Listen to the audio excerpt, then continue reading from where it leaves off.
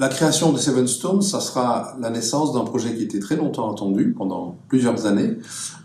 Cette campagne de crowdfunding, c'est une occasion aussi pour le public d'y participer, de participer à cette naissance, de la rendre possible, de lui donner les meilleures conditions possibles. Et je trouve que cette participation du public et des spectateurs dans la vie de l'opéra, c'est une chose très importante pour l'opéra.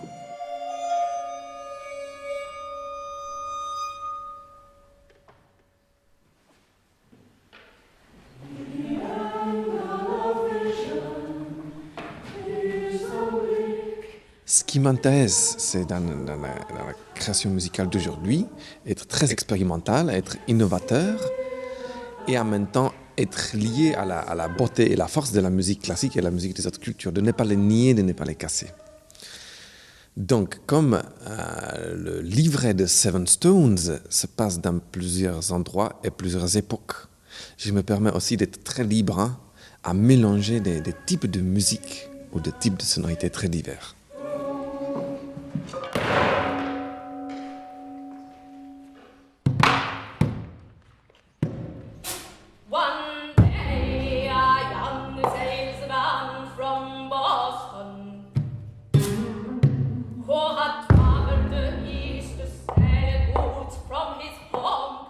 Il y a un moment où Borges, le poète argentin, âgé et aveugle, arrive en Islande et il chuchote un poème au mur. Et cette falaise, c'est le seul témoin de ce poème.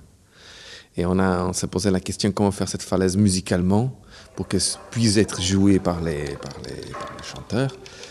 Et nous avons fait une recherche sur les planches en bois suspendues, un bois très simple, pas cher, et que nous aussi trempons dans l'eau pour obtenir un son qui change la hauteur en glissando.